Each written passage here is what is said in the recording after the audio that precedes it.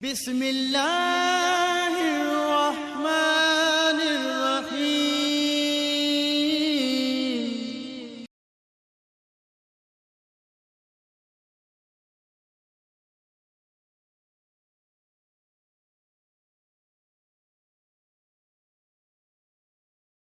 نحمده ونصلي على رسوله الكريم، اما بعد فاعوذ بالله من الشیطان الرجیم، بسم اللہ الرحمن الرحیم۔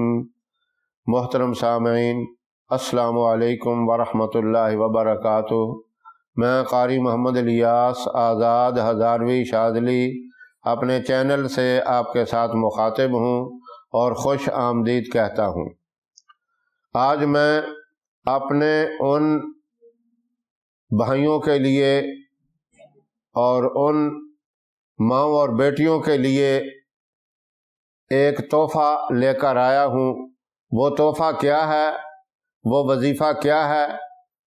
جو کہتے ہیں کہ ہم قرضے کی دلدل میں ایسے پھنسے ہوئے ہیں کہ نکلنے کا کوئی طریقہ نظر نہیں آتا، کوئی صورت نہیں نظر آتی، پریشانی ہی پریشانی ہے۔ وہ توجہ سے میری اس بات کو سنیں اور اس کے اوپر عمل کریں۔ انشاءاللہ جو میں وظیفہ بتا رہا ہوں، اس کی برکت سے یقیناً اللہ غیب سے قرضے کی ادائیگی کا بندوبست کر دیں گے۔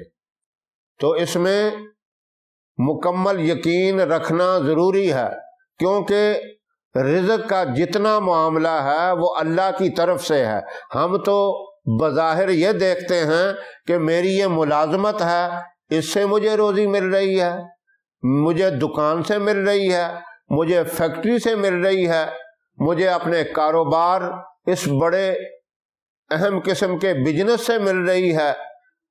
یہ تو اسباب ہیں، اسباب کو اختیار کرنے کا اللہ نے حکم دیا ہے۔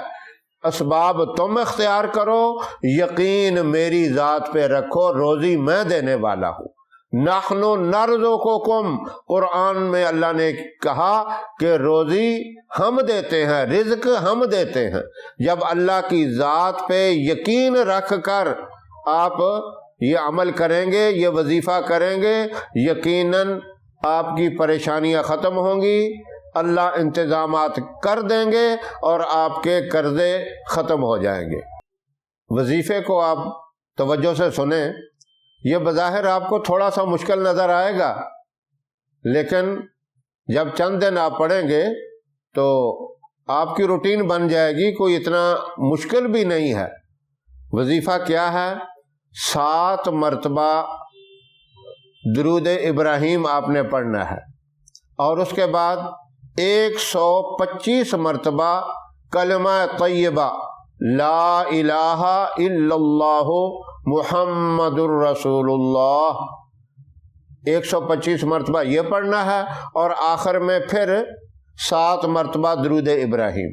یہ آپ نے ہر نماز کے بعد پڑھنا ہے، یعنی 5 نمازوں کے ساتھ آپ نے یہ وظیفہ پڑھنا ہے، اور پورا مقصد ذہن میں رکھ کے یا اللہ اس کی برکت سے میرے قرضے ختم فرما، غائب سے میری مدد فرما، میرے قرضوں کی ادائیگی کا انتظام فرما۔ یہ ذہن میں بات رکھ کے آپ نے 5 نمازوں کے بعد اسی ترتیب سے پڑھنا ہے۔ ترتیب دوبارہ سن لیں۔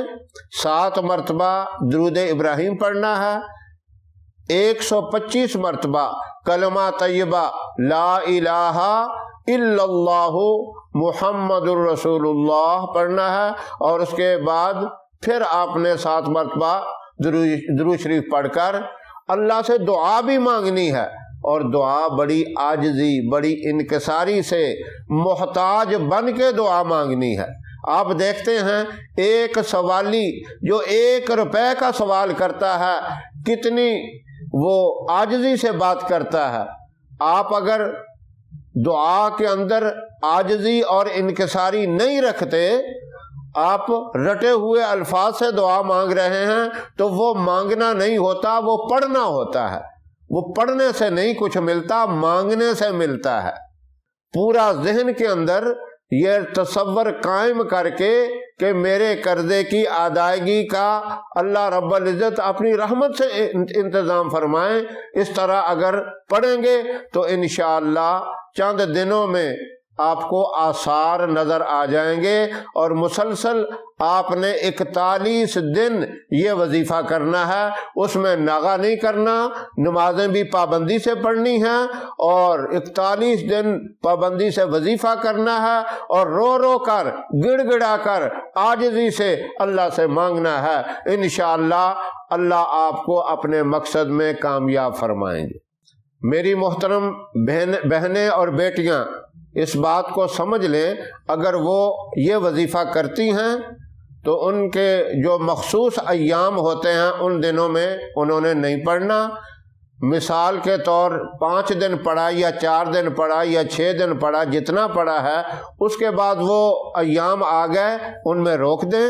جب دوبارہ پاک صاف ہو کر آپ شروع کریں گی تو پہلے وہ دن اس میں اکاؤنٹ کر لینے ہیں۔ اس ترتیب سے وہ 41 دن پورا کریں، انشاءاللہ اس کی برکت سے اللہ رب العزت اپنے مقصد میں کامیابی نصیب فرمائیں گے۔ ہماری ویڈیو آپ کو پسند آئے اسے لائک کریں، شیئر کریں، اور ہمارے چینل کو سبسکرائب کریں۔ ساتھ والے بیل آئیکن بٹن کو ضرور دبائیں تاکہ ہمارے آنے والی ویڈیوز کی اپڈیٹ آپ تک آسانی سے پہنچ سکے۔ اللہ آپ کا حامی و ناصر رہے۔ انشاءاللہ پھر کسی نئے وظیفے کے ساتھ آپ کی خدمت میں حاضر ہوں گے۔ تب تک کے لیے اجازت دیں۔ السلام علیکم ورحمۃ اللہ وبرکاتہ۔